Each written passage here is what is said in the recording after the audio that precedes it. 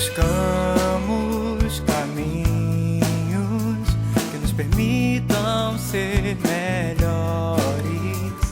Entre provas e conquistas, progredimos como ser. Em cada circunstância, aprendemos novas lições. O saber nos faz compreender e a ação nos faz crescer. Olá, minhas irmãs, meus irmãos. Que a paz do nosso Mestre Jesus esteja em nossos lares e em nossos corações. O meu nome é Cristiane Moura. Eu frequento o Grupo Espírita Joana d'Arc e estou aqui muito feliz pelo convite que a Mari me fez para falar sobre a lição do Evangelho, sobre uma lição do Evangelho, pelo convite do Centro Espírita Amor ao Próximo, para estarmos juntos nesse momento virtual, falando sobre as máximas do Cristo. Falar de Jesus, das suas palavras, é sempre um prazer, é sempre uma bênção, porque quanto mais contato nós tivermos com o Evangelho vivo, com o Evangelho de Jesus, com a palavra do nosso Mestre, melhor nós seremos, mais fortes nós seremos, mais compenetrados da verdade que é o nosso Mestre, nós estaremos mais perto do caminho e mais perto da vida, porque Jesus mesmo disse que Ele é o caminho, a verdade e a vida, e ninguém vai ao Pai senão por Ele. Então, manter esse contato com o nosso Mestre é uma das situações mais satisfatórias e que melhor vão nos dar força para continuar a nossa vida. Então, a Mari pediu para que a gente falasse sobre o capítulo 27, Pedi e obtereis. Então, se você estiver aí em casa querendo acompanhar, então você vai lá no capítulo 27 do livro O Evangelho segundo o Espiritismo. A minha edição é essa daqui, tá? Nessa edição, a página é a 311, só que a gente vai falar principalmente na página 312 sobre a eficácia da prece. E é um assunto extremamente importante para esse momento agora, onde as nossas reuniões, as reuniões públicas das casas espíritas, estão sendo feitas virtualmente. Então, o tratamento está sendo por irradiação, né? Os passes virtuais, né? Por irradiação também. O tratamento da água fluidificada também está sendo através do pensamento. Então, é importante a gente compreender como a prece funciona, como o nosso pensamento funciona sobre tudo isso, para a gente entender que virtualmente é a relação entre a pessoa que está falando e nós que estamos ouvindo. É essa relação de vídeo. Mas toda a relação nossa com a casa espírita, com os espíritos, com aqueles que trabalham em nossa casa, em nossas casas, é mental. Toda essa ligação é fluídica. Então, a gente está em casa em tratamento, colocou o nome para tratamento, no momento da reunião, mentalizar, continuar sentindo as boas vibrações, porque os espíritos vão até os nossos lares. Quando a pessoa pede tratamento para alguém que está enfermo, não é feito por irradiação.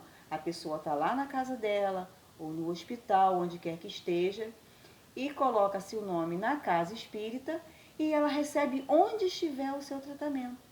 Então, assim funciona esse tratamento que você estiver fazendo agora, através de uma palestra, de uma música, da leitura de um livro. Você se coloca em sintonia com os trabalhadores da sua casa espírita, ou da casa espírita a quem você estiver assistindo a reunião, ou com o seu protetor espiritual, ou com Deus e com Jesus, com os bons espíritos, e você vai receber o tratamento.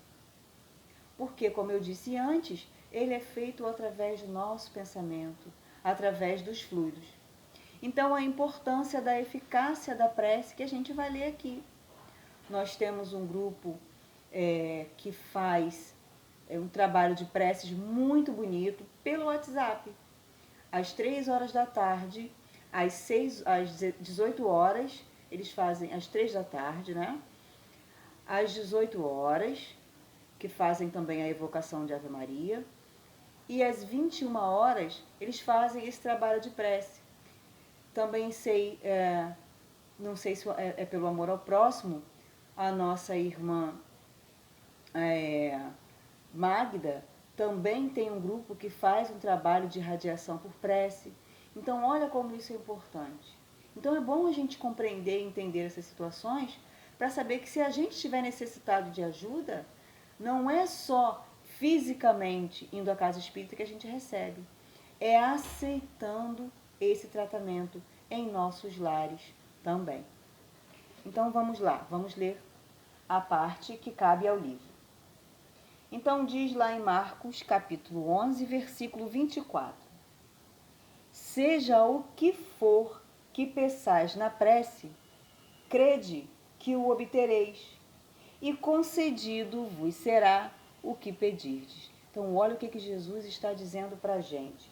Seja o que for que peçais na prece, acredite que o obtereis, e concedido vos será o que pedirdes. Muito bem.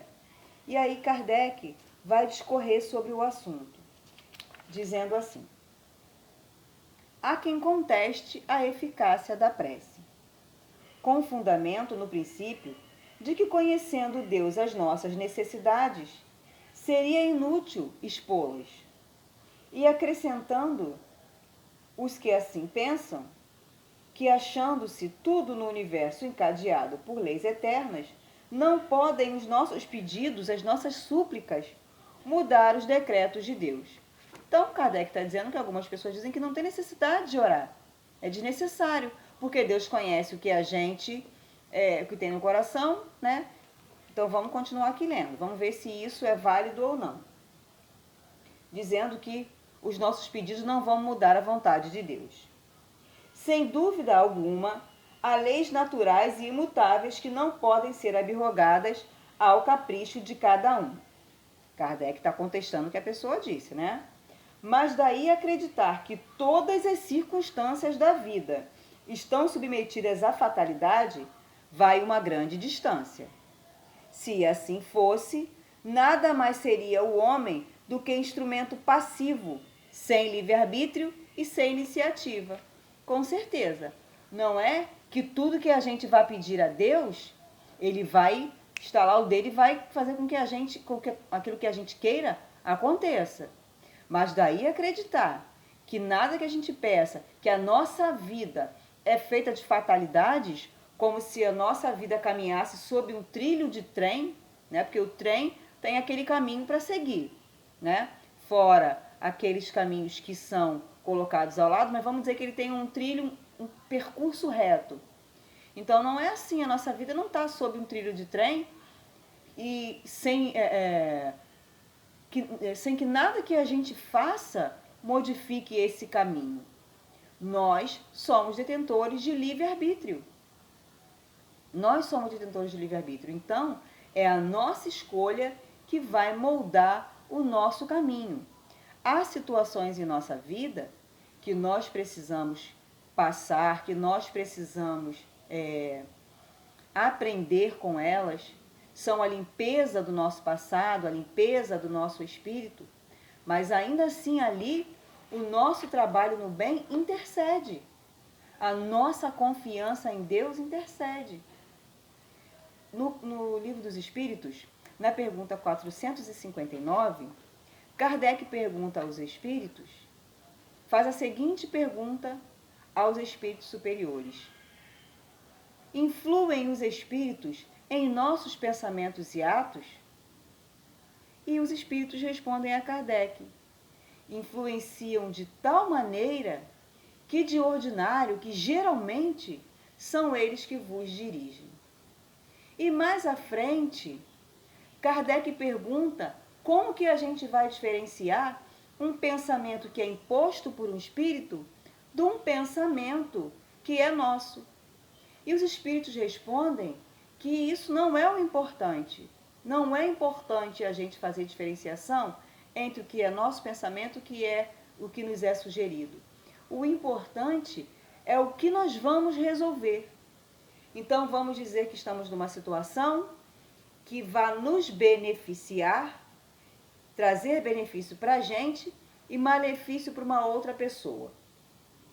E aí, os bons espíritos vão dizer, olha, você não faz isso, você vai prejudicar fulano. E os outros vão dizer, não, vai sim, olha, tá tudo certo para você, vai lá, isso aí vai fazer bem para você. Aí você pensa, poxa, mas aí vai prejudicar tal pessoa. Não, não importa, importa que você vai ficar bem. E aquelas situações vão ficar surgindo na sua mente. Foi uma influenciação, né? Você recebeu boas influenciações pelos bons espíritos e aqueles espíritos que nos querem ver cair, né? Que trabalham na nossa inferioridade, pela nossa inferioridade com ela, querem nos ver cair e vão nos insuflar essa situação. Mas se nós já conhecemos o bem, e nós temos essa divisa do bem já em nós, a gente vai escolher o bom caminho. E no final de tudo, vai sair o livre-arbítrio, porque fui eu que escolhi o caminho do bem. Porque eu podia ter escolhido o caminho do mal. Então, influem os espíritos? Influem. Mas é o nosso livre-arbítrio que dá vazão ao sim ou ao não. É a gente que escolhe. É a gente que resolve. Então, se nós não fôssemos dotados desse livre-arbítrio, aí sim a gente não precisava orar, mas nós temos o livre-arbítrio. E a prece transforma a nossa vida.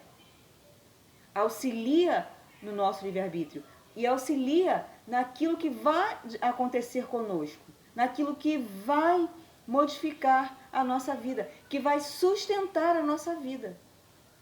A prece vai atingir diretamente na sustentação, na nossa parte espiritual. E a gente sustentando para o bem a parte espiritual, automaticamente estamos auxiliando a nossa parte material, a nossa parte moral, ao nosso bem-estar, à nossa paz. Então vamos continuar com Kardec aqui. Então, se fosse assim, né, a gente não tivesse o livre-arbítrio, Kardec continua. Nessa hipótese, né, na hipótese de que a prece não adianta nada porque aquilo que a gente pede não vai fazer diferença no que Deus deseja, nessa hipótese, só lhe caberia curvar a cabeça ao jugo dos acontecimentos, sem cogitar de evitá-los. Não devera ter procurado desviar o raio. Perdão, vou repetir porque ficou meio embolado. Nessa hipótese, só lhe caberia curvar a cabeça ao jugo dos acontecimentos, sem cogitar evitá-los. Não devera ter procurado desviar o raio. Deus não lhe deu a razão e a inteligência para que elas deixassem sem serventia. A vontade para não querer. A atitude para ficar inativo. Sendo livre o homem de agir num sentido ou noutro, seus atos lhe acarretam e aos demais consequências subordinadas ao que ele faz ou não. É claro, se fosse assim, a gente não precisasse pedir, era só abaixar a cabeça e deixar a pancada vir. Ah, tá vindo ali uma pedra, tá batendo na minha cabeça, não vou desviar não, porque Deus que quis. Não é assim que funciona. Para que Deus nos deu a inteligência, como ele diz aqui? Para que deu? Para deixar sem serventia? Né? Fala, deu a inteligência para que não servisse para nada? A gente veio há milênios desenvolvendo a nossa inteligência para não servir para nada? É claro que não. Ainda fala assim, e a vontade? E a atitude? Porque não é uma atitude, quando a gente falou antes do livre-arbítrio, não é uma atitude dizer, não, eu não quero, eu não vou fazer isso porque isso é errado. É uma atitude que a gente toma, uma atitude para o bem. Então, a prece pode fortalecer essa atitude. Há, pois, devidos à sua iniciativa, sucessos que forçosamente escapam à fatalidade e que não quebram a harmonia das leis universais, do mesmo modo que o avanço ou atraso de um ponteiro do relógio não anula a lei do movimento sobre a qual se funda o mecanismo. Então, esse esforço que ele teve sobre o bem, sobre si, anulou todo tipo de fatalidade. Né? Então, se ele estava fadado a ser depressivo, ficar depressivo e se suicidar. Claro que não existe isso. Ninguém está fadado a assassinar alguém ou a matar-se. A gente tem o nosso livre-arbítrio justamente para a gente lutar, a inteligência, a vontade, para a gente lutar contra essas situações. A inteligência para buscar ajuda, uma ajuda profissional, no caso de uma depressão profunda. É para isso. E a prece continua lá, nos fortalecendo nesses intuitos. A gente ainda vai ver. Então, vamos lá. Possível é, portanto, que Deus aceda a certos pedidos, sem perturbar a imutabilidade das leis que regem o conjunto, subordinada sempre essa anuência à sua vontade, à vontade de Deus. Então, a gente tem que fazer algumas distinções. Então, vamos lá. Meu pai faleceu, desencarnou. E aí eu tô lá sobre o corpo dele, chorando. E aí chegam os médicos e realmente dizem, olha, morreu, não tem jeito, não é catalepsia, não é letargia, morreu, acabou, o espírito foi embora. E aí eu ajoelho e peço, Deus, Senhor, traz o meu pai de volta, traz o meu pai de volta para esse corpo. Ora, aí sim seria derrogar a lei. O corpo já está morto, os espíritos dizem, não há como nenhum espírito voltar ao corpo morto. Perdeu ali, né? Perdeu toda a sua ligação, fez o desenlace, e aí realmente não tem oração que dê jeito. Então eu estou lá debaixo de um pé de maçã e falo, meu Deus, eu queria tanto que desse pé de maçã nascesse uma amora. Ora, aí não. Isso aí é mudar as leis. Mas aqui diz que Deus pode acender o nosso pedido, sim. Ele pode acatar o nosso pedido. Então vamos continuar.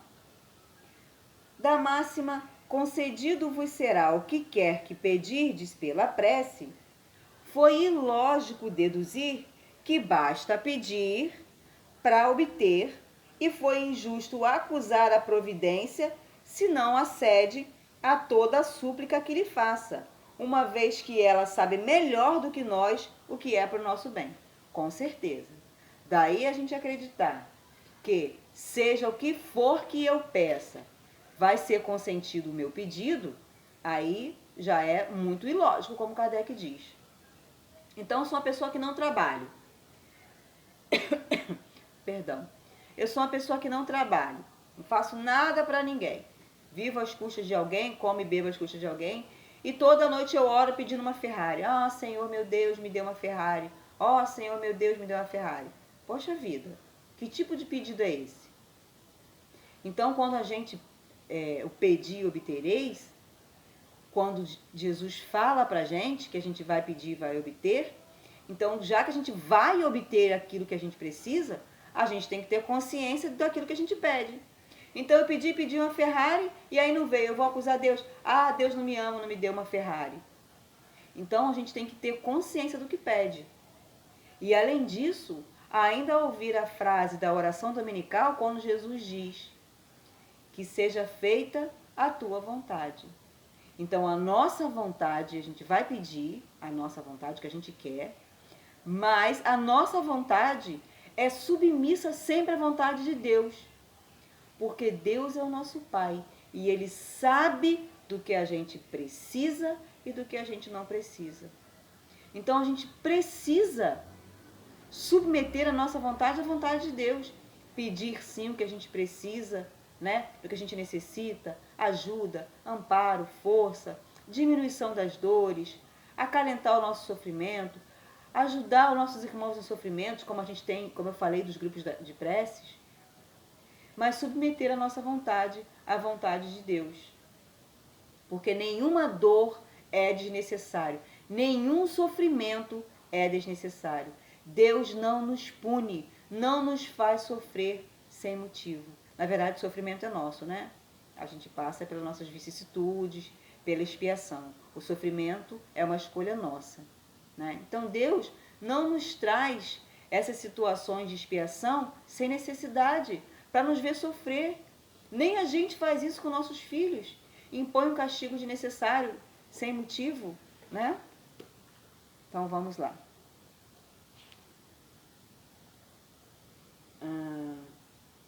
Então a gente está lendo agora aqui assim.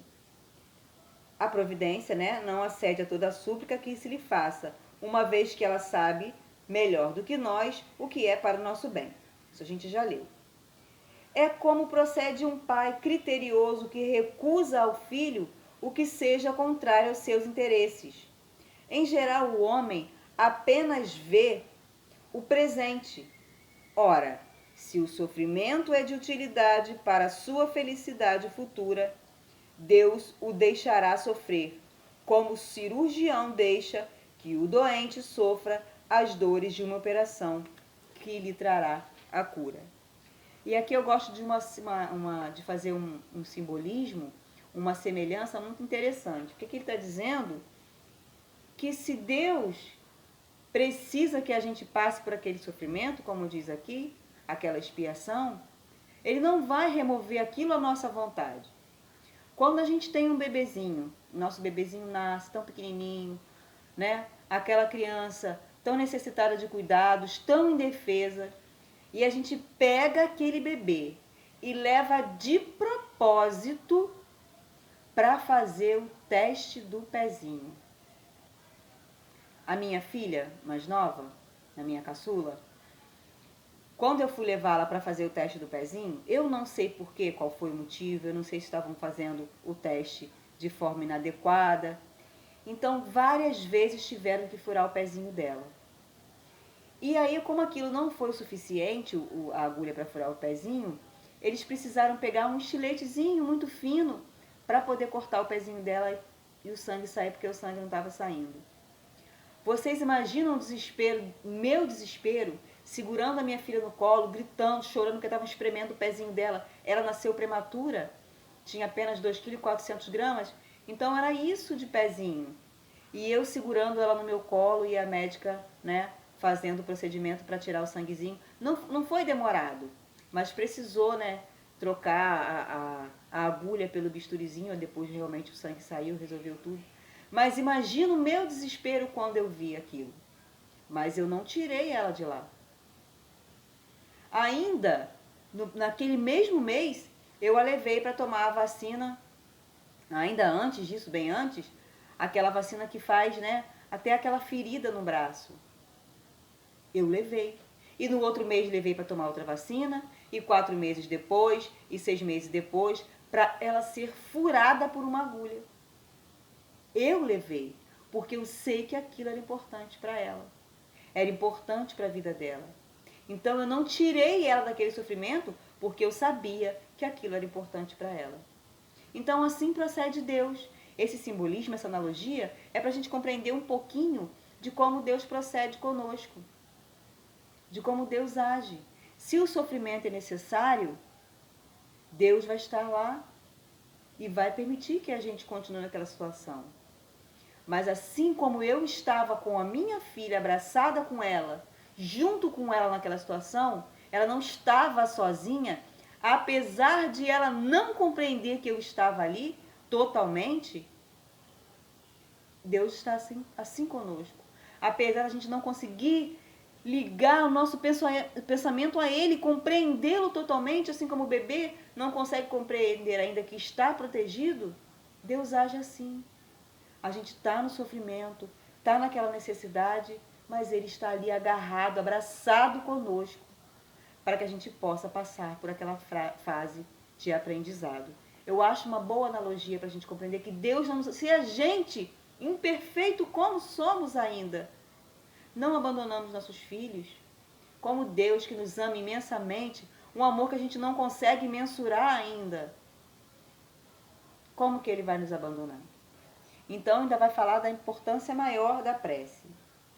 O que Deus lhe concederá sempre, sempre, se Ele o pedir com confiança, é a coragem, a paciência e a resignação. Então aí está o poder da prece. Ela vai nos dar a confiança, a coragem e a resignação para que a gente possa passar pelas nossas dificuldades. E por mais que a gente ache que está sozinho, o nosso protetor espiritual está ali, Jesus está conosco, nossos parentes, nossos amigos ao nosso lado. E a prece deles também, dos nossos amigos, dos nossos parentes, vai nos fortalecer, nos dando coragem e resignação para passarmos pelas nossas dificuldades. Então, Kardec ainda continua aqui, dizendo para a gente: também lhe concederá os meios de se tirar por si mesmo das dificuldades, mediante ideias que fará-lhe surgirem os bons espíritos, deixando-lhe dessa forma o mérito da ação. Voltamos a falar de quê? Livre-arbítrio. Então, a ação da nossa vontade, está escrito aqui, vai nos tirar dessa situação de dor que a gente se encontra. Porque a gente orou, ou porque oraram, intercederam pela gente, e a gente conseguiu coragem e resignação. Aumentar a nossa fé, a eficácia da prece, a importância da gente estar com o nosso pensamento orando, irradiando para alguém que precise. A importância da ligação de todos nós, a importância de cada um na vida do outro, independente se a gente se conhece ou não. Porque muitas das pessoas que têm os seus nomes nos grupos de prece e de radiação, até mesmo na casa espírita, a gente não conhece. Mas o importante é a potência do amor, da caridade, do auxílio, que a gente sabe que com a prece está dando a esses irmãos, que aquele que ora está oferecendo aos seus irmãos.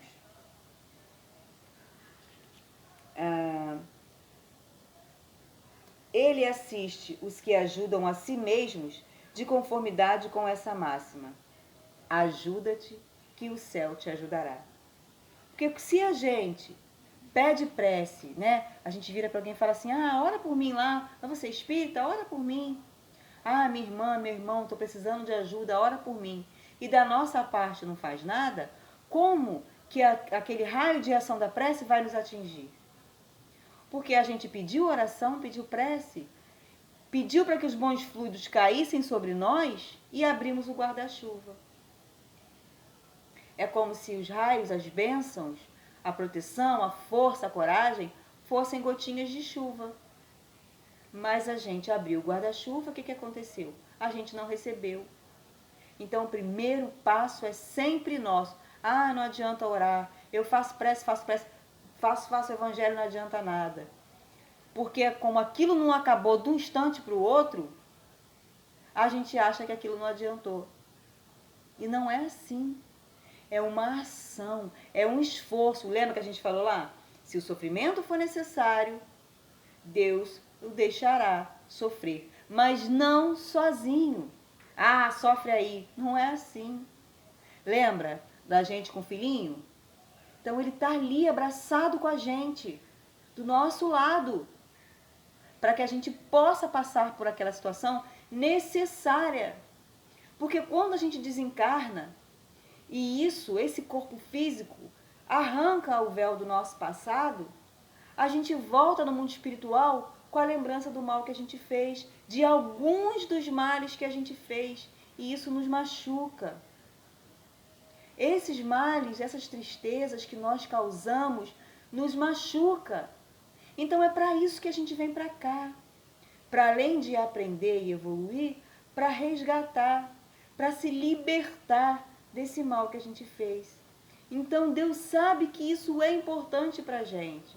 Por isso que Ele deixa a gente sofrer. Mas repetindo várias vezes, nunca sozinho. Então ele continua: ajuda-te que o céu te ajudará. Não assiste, porém, os que tudo esperam de um socorro estranho, sem fazer uso das faculdades que possui, faculdades que ele falou lá em cima: inteligência, querer. Então é para isso que ele deu essa inteligência para a gente buscar esse auxílio, nos ajudarmos para que o céu nos ajude. Entretanto, as mais das vezes, o que o homem quer é ser socorrido por milagre, sem depender o mínimo esforço. E não é verdade? A gente quer ajuda do mundo espiritual sem fazer nenhum esforço. A gente quer ajuda do mundo espiritual sem modificar a nossa vida. A gente quer continuar errando, mas quer que a nossa vida caminhe na mais perfeita ordem, na mais perfeita paz, sem que nós estejamos fazendo qualquer esforço para buscar essa paz. E assim não pode ser. Porque se a gente está fora da lei, está à margem da lei, a gente precisa de algum estímulo, como diz a ação do freio e da espora, para voltarmos para o caminho. E agora dói. Mas quando nós, almas imortais, deixarmos esse corpo físico aqui e recobrarmos a nossa consciência total, o quanto a gente não vai agradecer pelos momentos de dor. Eu sei que é difícil, já passei por muitas dificuldades e eu sempre digo, sofrer não é bom. Pra gente, sofrer é maravilhoso. Lá no mundo espiritual, quando a gente sabe de tudo. Mas sofrer aqui dói demais, mas é muito necessário. E se a gente entende esse sofrimento como um degrau para a nossa ascensão e uma limpeza do nosso corpo espiritual, a gente sofre diferente. A gente tem que continuar pedindo ajuda, não é, eu mereço sofrer, vem sofrimento, não é isso. Pedi e obtereis, ajuda que o céu te ajudará. Eu estou sofrendo obsessão porque eu sou uma pessoa má, infeliz. Não, então eu vou ser diferente. Vou me ajudar e vou ajudar os irmãos que estão me obsidiando. Para que eu seja livre, para que eles sejam livres. É o poder. Aqui Kardec, pelas palavras de Jesus, está querendo mostrar o poder, a eficácia da prece. Não é um simbolismo, é ação sobre fluidos, é uma lei.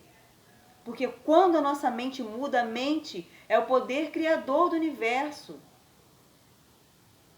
Como que tudo é construído na nossa Terra, no nosso planeta?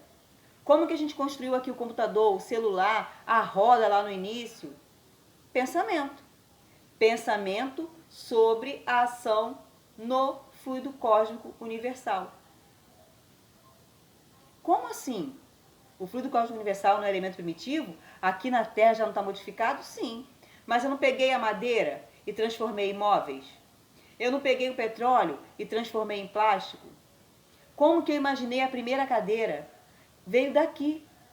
Isso aqui formou a primeira cadeira. Eu pensei, peguei o material e criei. Então, o nosso pensamento é criador. Então, se eu penso coisas boas, eu oro, Senhor, me ajuda, me cura, me salva. Tudo isso vai formando um vínculo com Deus e modificando através dos fluidos a mim mesma, ao meu perispírito, atraindo os bons espíritos ao meu lado. Essa é a eficácia da prece. Não é uma fórmula mágica, não importa o que você fale. Tem uma lição linda do Chico, né? Que, se eu não me engano, é do Chico que conta, se não for, me perdoem, que é a lição do Zé, que o Zé orava toda noite e ele dizia assim: Senhor Jesus, aqui é o Zé, e ia dormir. Jesus, aqui é o Zé. O Zé, antes de dormir, sempre se reportava a Jesus. A boca dizia o Zé. Mas, o que será que o coração dele dizia? Acredito que dizia muito mais que isso. E quando Zé desencarnou, Jesus veio recebê-lo. Qual foi a resposta de Jesus? Zé, aqui é Jesus. Então a eficácia da prece está demonstrada na situação que você impõe pelo seu pensamento, pela ação que você faz com o seu pensamento. E é assim que ela vai te ajudar. Então nós vamos encerrando a nossa reunião, o nosso estudo, lembrando da importância que é estar ligado a Jesus. Não importa como você ore, o que você fale, é a sua comunhão com Deus. É a sua comunhão com Deus que é importante. Então que você ore, que você faça a sua prece do seu jeito. Ore pelos seus irmãos, pelo nosso planeta. por cada um de nós, por esse momento de pandemia. Que Jesus possa te envolver a todos nós. Esse momento de conversa é um momento de prece, porque a gente deseja que os bons espíritos estejam conosco, nos ajudando pelas nossas dificuldades, para que a gente encontre um caminho de vínculo com eles. Então, quando a gente fecha nossos olhos, prepara toda a ação do nosso corpo para estar de encontro com Deus e com Jesus. Quando a gente faz o nosso evangelho no lar e convida Jesus, e na prece está com Ele em nossa casa, como diz Joana de Ângeles, quando a gente faz o evangelho no lar, Jesus pernoita em nossa casa. Imagina, Jesus está passando uma noite conosco no nosso lar. Então que a gente dê importância à prece, que isso seja sempre uma constante em nossa vida. Não parar, às vezes a gente não tem tempo de parar para orar, mas cozinhando, no trânsito, esteja onde estivermos, estarmos com essa conexão, fazermos essa conexão com Deus, nosso Pai. Então eu agradeço muito essa oportunidade que vocês me deram de estar aqui falando sobre o Evangelho de Jesus. É uma situação importantíssima para mim, estar em contato com o Evangelho, com todos nós, com certeza. A importância da prece, que modifica vidas. Às vezes a gente recebe alguns pedidos, ora, faz uma prece por mim, e a gente vai até o Evangelho, escolhe uma das lições que vem a seguir, né, desse capítulo, e pede. Isso aconteceu hoje. A gente fez uma prece a uma pessoa, intercedeu por uma pessoa, pedimos, porque a gente não faz nada. Como que a gente vai fazer, né? A gente pede a Deus e realmente a pessoa foi ajudada, e depois a gente manda mensagem e a pessoa diz, nossa, ajudou muito. A gente fica impressionado com o amor de Deus, com a misericórdia sobre nós, né? O quanto Ele nos ama e nos ajuda, né? Que uma pessoa orando num lugar, Deus intercede. A importância da amizade, de fazermos amizade.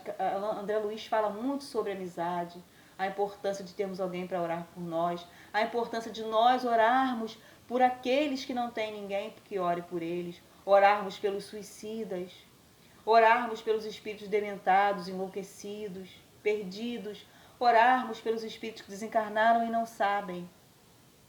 Então, que a oração, que essa reunião, né, de estudos, de conversa, infelizmente, daqui parece um monólogo, mas eu sei que não é, que quando a gente ouve alguém conversar sobre o Evangelho de Jesus, a gente se sente envolvido pelas palavras, porque as palavras de Jesus, não há como as palavras de Jesus não nos envolverem.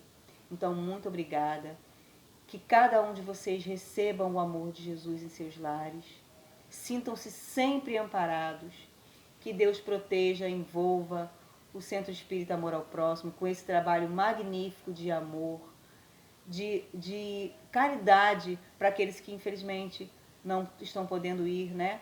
Todos nós, né? Não estamos podendo ir às nossas casas. Alguns vão para fazer, como no nosso lar lá, a gente vai no Grupo Espírita Joana d'Arc para fazer a live, a transmissão, mas somente 2, 3 pessoas. Então, isso é um ato de caridade. Que Jesus possa nos amparar, ter sempre misericórdia de nós. E a gente vai pedir permissão para encerrar esse vídeo em nome dele. Que os nossos protetores espirituais estejam conosco. Que a gente possa confiar e acreditar sempre na eficácia da prece. Que Jesus envolva os nossos corações. Muita paz para todos nós. Muito obrigada, meus irmãos e minhas irmãs.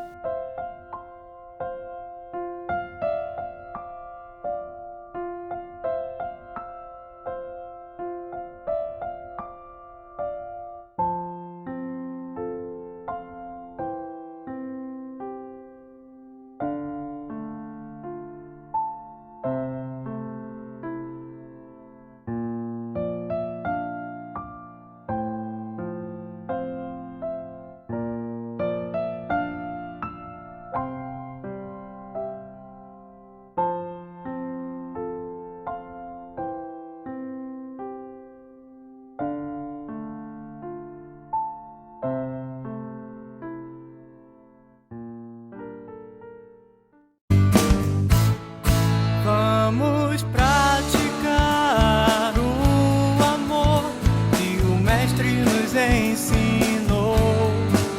Não precisa ser uma grande ação, mas tem que